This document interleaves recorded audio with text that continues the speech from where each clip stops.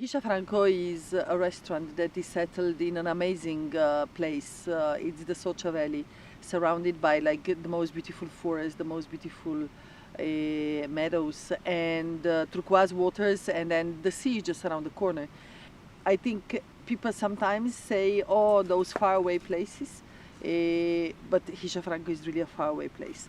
So 15 and more years ago, when I started working in Hiša and trying to understand what the philosophy of our work should be, I jumped to the first problem. That was, where am I gonna get the food from? So therefore, my real work started those years ago when I started knocking on the doors of locals, asking them to share their products with me, with the house, with the guests. It was not easy because in the mountains people are pretty low on self-confidence, and also I believe that the motivation, to have something more doesn't exist really. And to convince them that their products are good enough for us, that this is not only an economical win-win situation. It means like I help the farmer, and I have the most amazing product. And I never spoke about the price with farmers. They set the price, and this is the price that I'm selling. But on the other side, it's also a social project because the valleys like the Socha Valley have a big problem of young people, leaving the valley because they don't have a motivation or a job because of which they could stay. And the successful Hiša Franko, or the success of creating the food chain with our producers, made a lot of young people stay, because now it's good to be a farmer. Now you are proud if you have cows. Now the farmers come and taste their food in Hiša Franko and they say, wow, what did you do with my fermented cottage cheese or with my tomatoes? Today Hiša Franko has more than 100 farmers producers which are connected in this food chain, which goes from the highest mountain down to the sea. I say that when you stay on the Mount of Colorado, you actually can spot all the places where we are sourcing from, and you really can. The air distance is probably not more than 20 kilometers. Down to the sea, maybe 30, 32. Those producers are the real essence of my food. My food is super creative, it's very personal. If you read my book, Sun and Rain, you understand that the food creation is an interaction of the territory, therefore of the season, but there is a strong personality of the chef, which in my food you can really feel it. But that territory with the seasonality is what gives us the base. As when you give the colors to the painter who needs to paint something.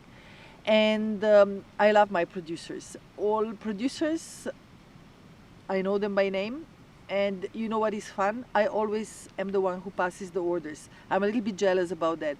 So every Monday I'm spending first part of the day trying to organize the orders, because there's so many people I have to call.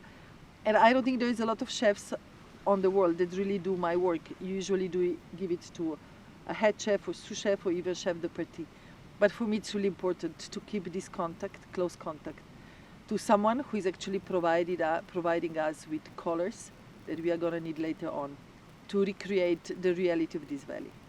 I think the chef today, the chef that really believes in what he's doing, because very often I hear from people who come working with me in Hiša Franko saying, oh, finally I see that sustainable is not only words, or food waste is not just words, but somebody is really doing it. I really think it makes a huge, huge difference. I think living in an environment like ours, you of course have a little bit easier work to be sustainable, to think sustainable, and to act sustainable. You know how to start changing the mindset of people, to be more local, to eat sustainable, to support sustainable, to support local farmers, local communities. And I believe a chef today, yes, is a rock star, and something that is also wrong, and it's false a little bit. But it gives us on the other side a platform to speak out and to reach people and to be role models, how to behave in an environment, how to eat sustainable, how to eat local, how to eat seasonal at the same time. And the chefs have the power today. They have a power of the presence. For me, if I wake up in the morning and I believe I need to change something, half an hour later I'm already working on it. But I believe that all the stories should become a big movement, going back to the traditions, understanding how traditionally people were working the land and how they were feeding themselves. So the first lockdown in Slovenia started on March 11, and it was the beginning of spring. You should be here in March. It's so beautiful because there is this light green, because everything starts sprouting, and we were just ready to start the most beautiful menu ever. It was the spring menu, which was dedicated to the big world. So we would like send around the world the products that were just coming out from the winter. And we were so much looking after it, and there was really so much enthusiasm. And then bam, the lockdown came, and then bam, I remained here with 35 people because Slovenia locked down so quickly that people couldn't go home. And I have a very international team, young people, super curious, creative. We all sat down, and I said, we have a problem. The local farming community is in trouble because it's not only that we closed down, but other restaurants closed down, the schools closed down, the kindergartens closed down. Everything is locked down. So who are the farmers going to sell the milk to? Who are the farmers going to sell the cottage cheese to? The products that go bad in a few days. The cows still have milk, and the farmers still have their products on the gardens. The nature didn't stop giving. So we made a workshop, a creative workshop, and I dropped the bomb, and I said, the three of you, think about what can you do with 10,000 liters of milk per day. The other group, what can you do with the excesses of the vegetables in someone's garden? And so we started working, and we started talking, and it lasted. Instead of the football on the field, we did workshops on the field. The weather was beautiful, and we really did an amazing startup. But what we understood is that even if Hiša Franko's creativity can help, 10,000 liters of milk to become the best possible ice cream on the world, which you could eventually send to London, to New York, or to the whole Slovenia. And you know that with that ice cream, you're going to have the best possible ice cream because it's made out of the high mountain milk. You know that you help the farmer, but also the person who is going to buy the ice cream is eating also a super healthy product. But how are you going to realize that? Because, a restaurant as Hiša Franko can feed up 70 people per day, but cannot produce 10,000 liters of milk. So a friend of mine, with whom I actually became the best friend in time, and he's very intelligent young man, he said, Anna, industry. And I was like, no, but I hate industry. I mean, I never buy industrial things to feed my children. And he says, but the industry can do a better work. They can actually do something to become better people. They can help farmers. They can make Slovenians eat a good food. They can serve Slovenian. But on the other side, they can help you in logistics, in organization, in communication. And this is how a project that even in the second lockdown is getting even more power, because we are having a few products already on the market, and we are in a strong development about the new ones, where every product that we take in our hands has a face of a farmer, has a face of the gardener or of the forager. And can you imagine the day after you go to the supermarket and you can see the amazing cottage cheese gnocchi, which have 70% of content is ricotta from the high mountain, and the farmers that they made it, and there is a poppy seed roasted inside, and there is tarragon. It couldn't be more Slovenian as a flavor, and they look like a real homemade gnocchi. Can you imagine? We sold 10,000 of portions of those already, and that is a magic, because I can have an idea, but if I can't realize it, I don't really help. I just, I'm just creative. But I believe that creative people in this moment, if they want to help, they need to become active as well. And the action is in numbers. So the 2020 Hiša Franko has been a difficult year, so a lot of lockdowns and not really a lot of opened weeks.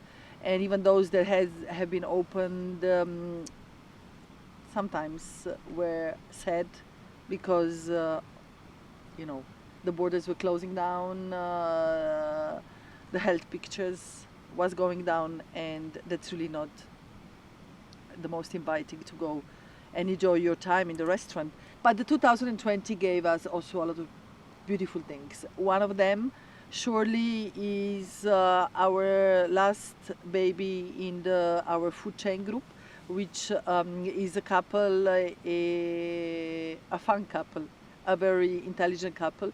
Jeanne, she's Canadian, and Matteo, he's Italian.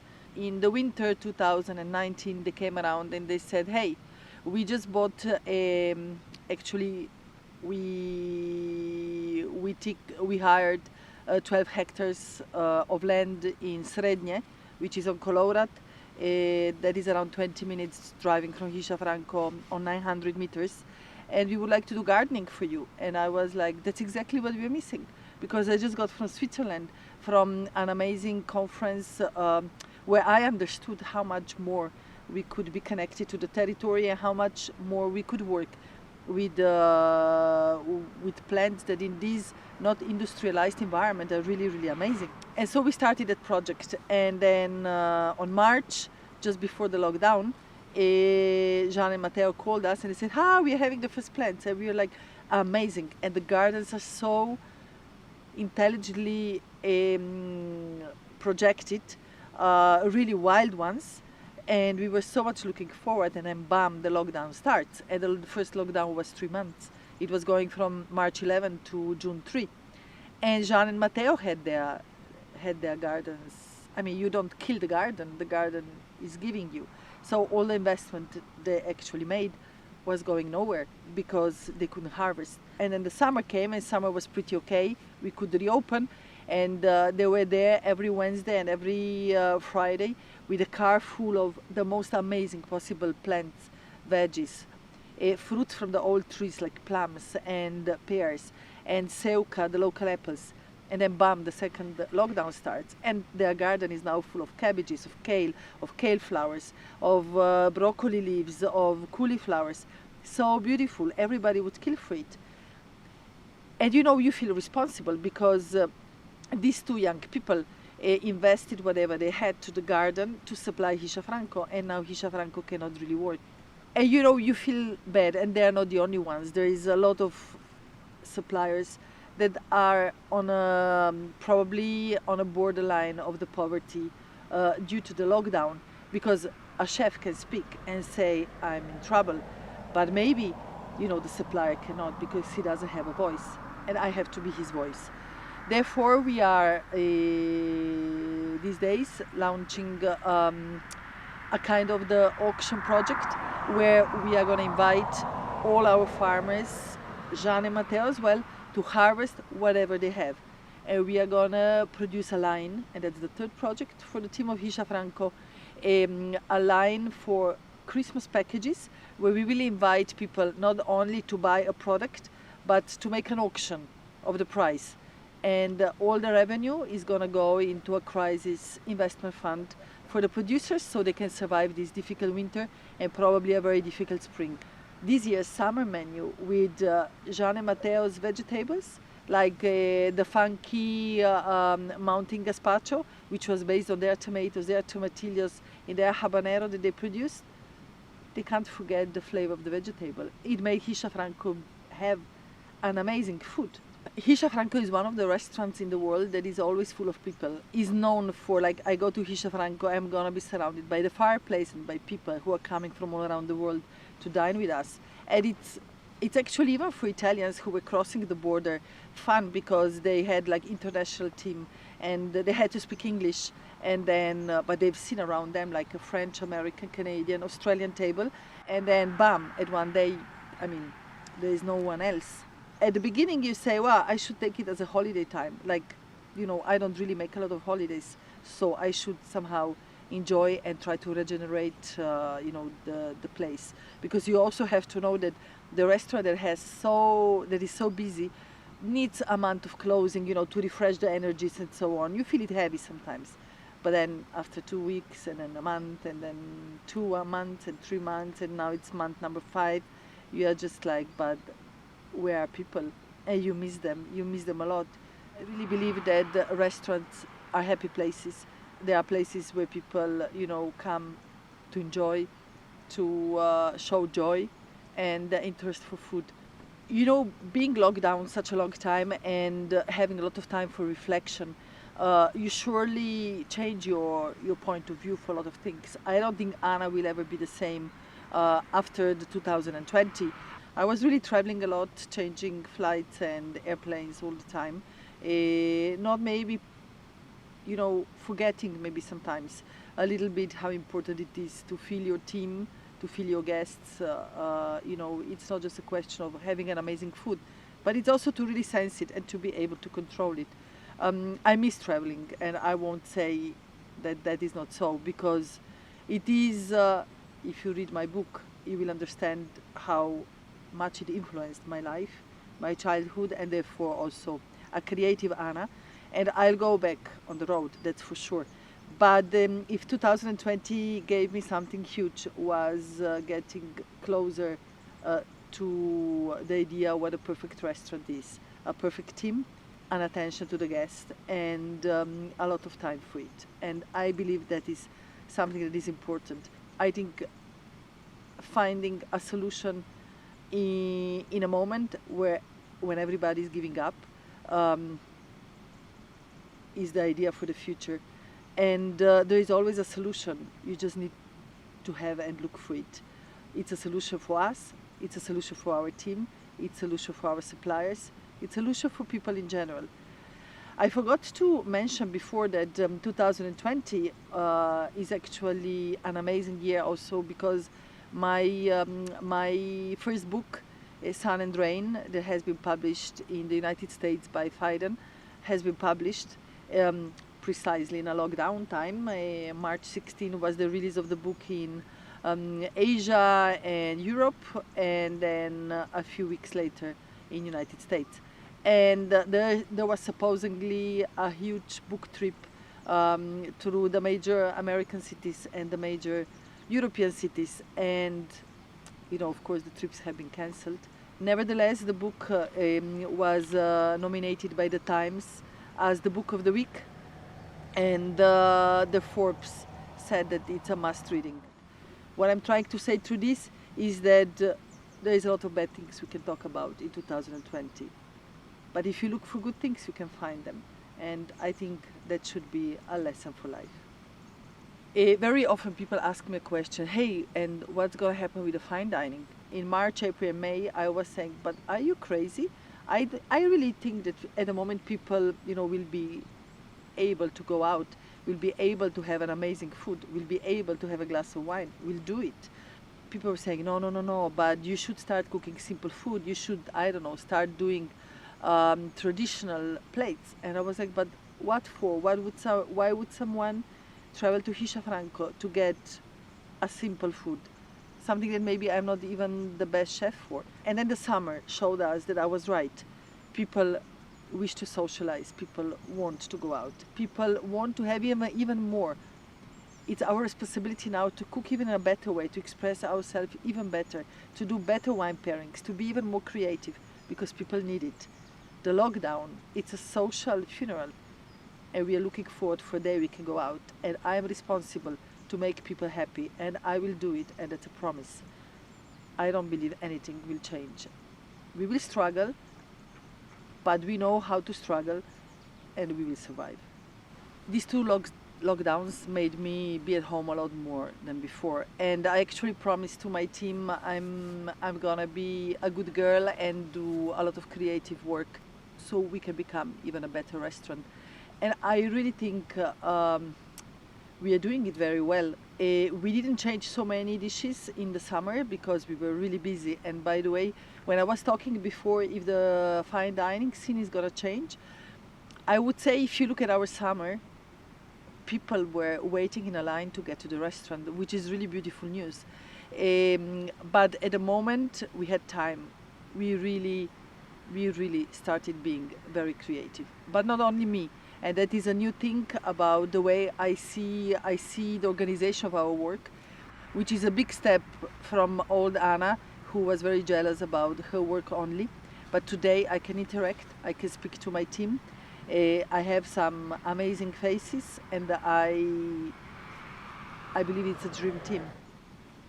In my professional life, I'm not talking only about my team, but with the leaders in my team, because I'm very feminine in a lot of things, and sometimes I'm too good, and the team actually needs a strong leader, and you cannot sometimes cross the line of private and professional.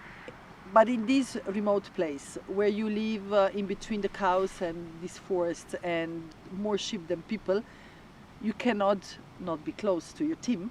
And when you get too close to your team, you of course get also disappointed, because sometimes, by letting people too close to you, they can abuse, and they do abuse, and it's in a human nature. So Leo took a role of a head chef at a moment that I was probably in the blackest corner you could imagine of my profession, private life as well. I had a deadline for my book that was due to 1 month, and I didn't write a single line down. My sous chef just left me with 4 chefs de partie together in the month that we were having like 100 plus guests per day. 4 chefs de partie plus the sous chef, and I actually remained with a few people in the kitchen. At that difficult moment, I said to Leo, I would like you to run my team. Can you be my head chef? But this means that I will go away from the house for for a week, and I will let you reorganize the things here. Because if I help you, it will look like I'm helping you. You need to understand whether you have the authority and you have the strength to do it. I remember that week that I was writing a book in Istria, and I was thinking like, how the hell can I climb out of this? I need to finish the book. My due date was September 10 or 11, something like that. And it's a long book, it's a monography. And we had so many clients, and I didn't have hands to work it out. And I honestly felt that was probably one of the lowest moments in my life, when I thought like, it's impossible. It's impossible to climb out of a situation like this. And after a week when I got home, and I've seen Leo's face, and I was saying like, how is everything? He was like, well, chef, guests are very happy, and we have more and more reservations. And I was like, but are we having new stash coming? He was like, no, chef. And I was like, do we have any job applications? He was like, no, chef. And I was like, but how we are gonna do it? We have like 3 months of full house and not enough hands, and we just have like 24 hours per day. And he was like, I don't know, chef, but we'll make it. And we did. And probably in those months, we cooked the best food ever. And there was a client that came in September and October, and he said, I never had such an amazing meal in Hiša Franko. What happened? And I was like, I don't know, a tragedy, I guess. But we knew how to handle it, and it made us be much better chefs. We changed our kitchen, the few of us, in a few weeks into perfection. And I will repeat again, it was such a black hole. We didn't see the exit out. I think I lost so many kilos those days. I worked so much. I didn't sleep. I think Leo was coming to the kitchen at 6 in the morning to make the bread, and he was leaving the kitchen at 2 in the morning, maybe sleeping 4 hours. But the bread has never been better. Like, we had to let go the baker who didn't trust and believe in what Hiša Franko is, and I will never forget that. I will never forgive that, but I will never forget that.